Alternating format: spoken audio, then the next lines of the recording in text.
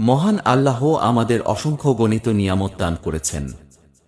আমরা সারাক্ষণ তার নিয়ামতের মাঝে ডুবে আছি। এসব নিয়ামতের কৃতজ্ঞতা আদায় করা জরুরি। কৃতজ্ঞতা আদায়ের সর্বোত্তম পন্থা হল আল্লাহর সন্তুষ্টির পথে এই নিয়ামত ব্যবহার করা।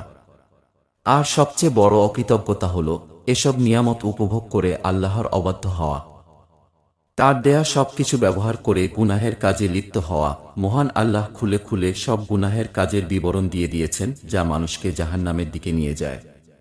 মহানবী সাল্লাল্লাহু আলাইহি ওয়াসাল্লাম ও এসব বিষয়ে উম্মতকে সতর্ক করে গেছেন। তিনি বলেছেন, তোমাদের প্রধান শত্রু দুটি, নফস ও শয়তান।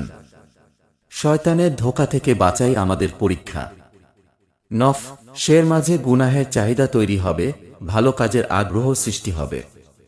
এমন কোনো মানুষ নেই যার মনে গুনাহের প্রতি আসক্তি তৈরি হয় না। মানুষ ফেরেশতার মতো নয় যে অন্তরে গুনাহর উদ্রেক হবে না।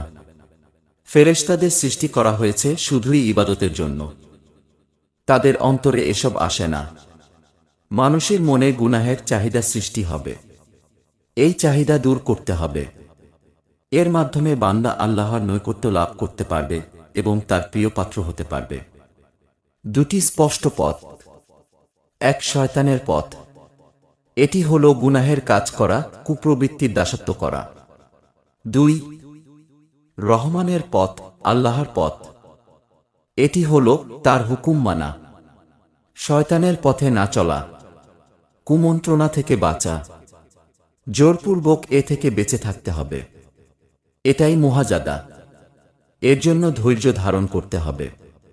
মন ঝুঁকে যাচ্ছে গুনাহের দিকে, কিন্তু আল্লাহর ভয়ে গুনাহ থেকে বিরত থাকছে, ধৈর্য ধরছে।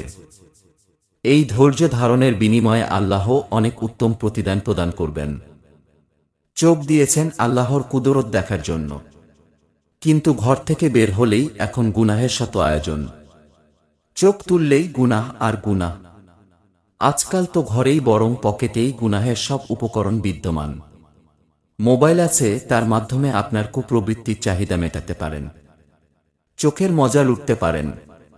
কিন্তু খবরদার, আল্লাহ দেখছেন। দুনিয়া দেখুক আর নাই দেখুক, তুমি কোনো গুনাহের কাজ করছো, হঠাৎ তোমার বাবা চলে এলেন বা তোমার মা, কি করবে?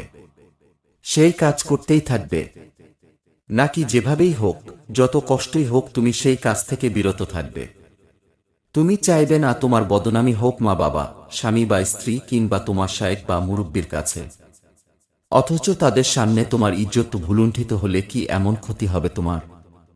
কিন্তু যিনি দেখার, ওপর থেকে দেখছেন, তিনি দেখে আমাকে জাহান্নামে ছুঁড়ে মারবেন।